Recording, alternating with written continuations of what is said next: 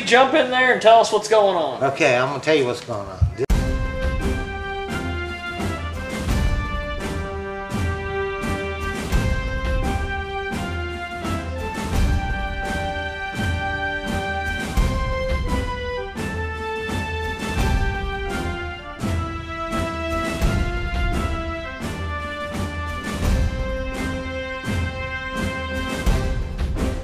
Loud and proud, it's Jiggy Jaguar from JiggyJaguar.com.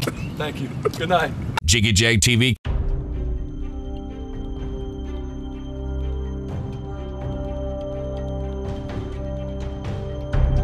How are you, sir? Doing well. Better than I deserve. Better than you deserve. Well, talk to me about your performance here tonight in the great salt city of Hutchinson, Kansas. Well, this was my first time to play the Raz. It's not my first time to be in Hutchinson. I love Hutchinson. I played another venue a couple of years ago called the W, and just had a wonderful time. It was great. It was a great show. I had fun. The place was full, and it's always fun to play venues where the fans are appreciative, you know, and you can tell they're into it, you know. I don't think people realize how much their enthusiasm and their energy has to do with how great you do, you know. I mean, when we feel that coming from the audience, it jazzes us, you know, and energizes us to do better. That's cool. Well, talk to me about your early career. What was it? You signed a record deal or distribution deal when you were like 20, 22? What I was reading on Wikipedia, is that...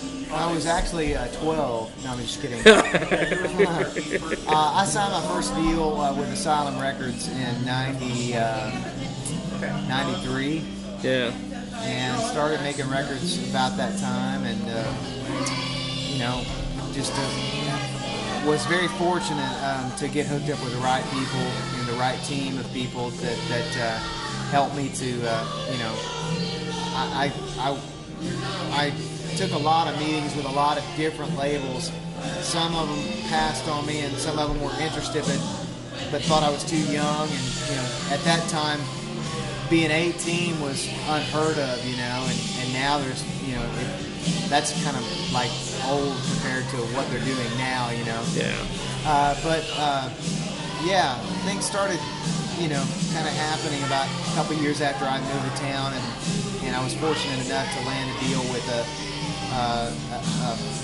derivative of Warner Brothers called Asylum Records. Yeah. And they were the greatest team in the world. I mean, they were awesome. They were hard workers, and I was, and we all, you know, we all knew that we weren't going to eat if we didn't get out there and work, you know, and I have nothing but great memories and nothing but respect for that team, that early team at Asylum Records that helped us to get the ball across the you know, into the end zone, so to speak, you know.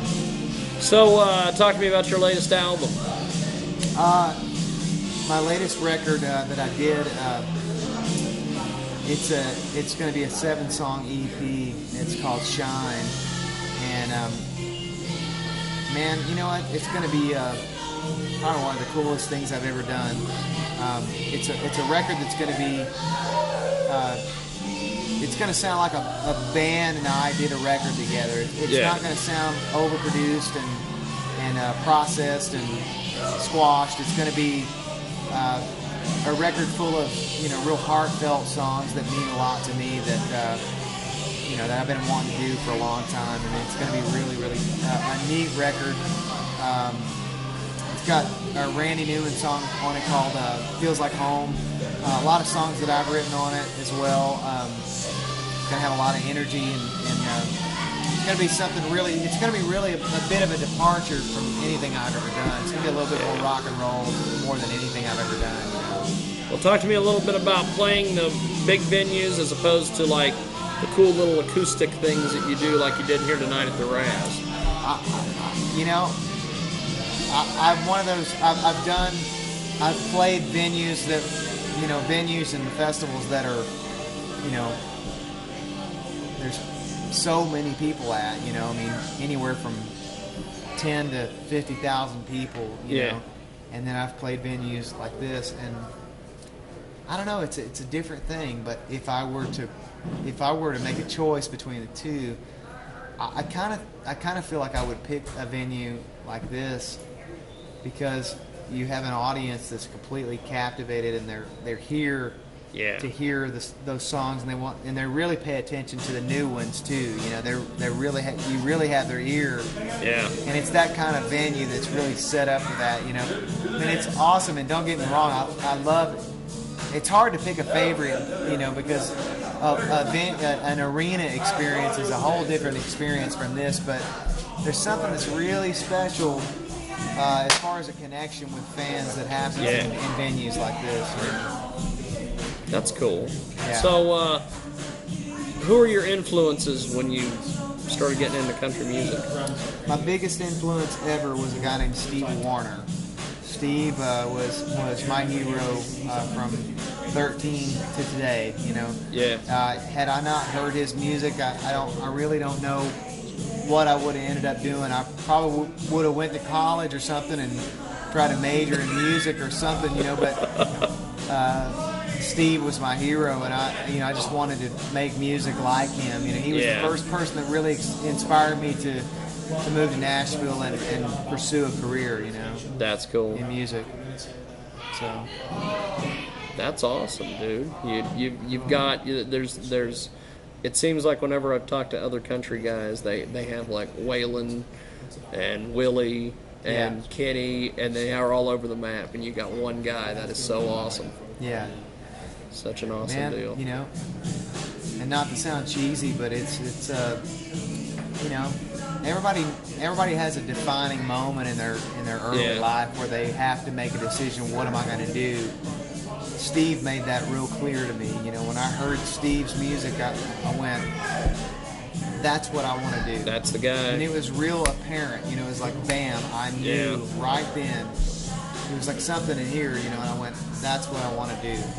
Yeah, that's cool. So, well, I know being a musician and being a top level musician like you are, you started out as a fan before you got into doing music. What is your like most prized possession, musical possession? Was it like a concert T-shirt that you got at your very first concert, or is there a CD that you met your favorite artist, or do you have a prized musical possession that you still have today, possibly? Well, I have a cap that is signed from Steve Warner at the first show that I ever went to of Steve's. I think I was 14. Wow. And I really wasn't supposed to be in the place that I was in, but my girlfriend at the time, her dad was a police officer, and well, this is horrible to be saying on the camera, but he's the reason that I got into the place, and it was just absolutely magical. The whole show was amazing, and I got to stand side stage and watch this guy play guitar and sing, and I got him to sign that hat, and I still have that hat. That's awesome. Yeah, that's awesome. Social networking, Twitter, Facebook, all these things. How have you used them? Do you use them? Or do you have somebody automate them for you? There's a lot of musicians I talk to, and they're like, "Oh, I got a guy for that." Yeah. I mean, my management does certain things, but the thing that I really enjoy every day, I don't mean to sound like it's like it owns me or anything like that, but I love the whole Twitter thing and the whole Instagram thing. I think it's fun. Back in the day when I first started writing fans back, I could see now how a Twitter back then would have been so cool, because you know it's so neat to be able to communicate with your fans, you know, and you know, not just through the posting, but the direct messages and stuff like that. It's fun to be able to. I love answering questions for fans, and when they post pictures of something from like 1996 or something. I mean, just to be able to feel like you're right next to them is cool, you know.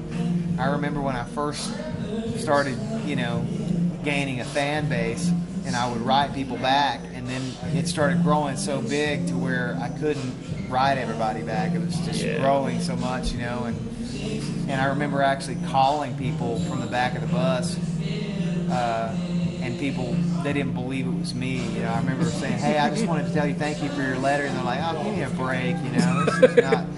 This isn't Bryan White calling. But through Twitter, you know, it's like you can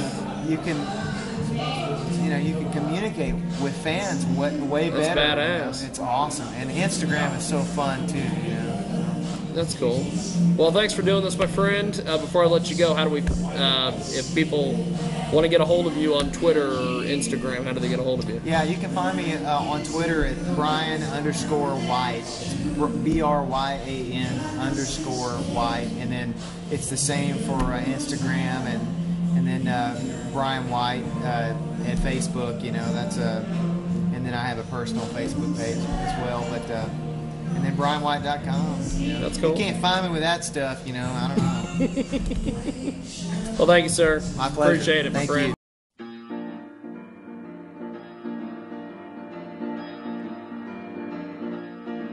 The Jiggy Jaguar, the Jiggy Jaguar, the Jiggy Jaguar show.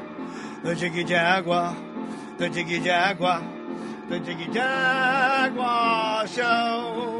The Jiggy Jaguar, the Jiggy Jaguar, the Jiggy Jaguar show. The Jiggy Jaguar, the Jiggy Jaguar, the Jiggy Jaguar show.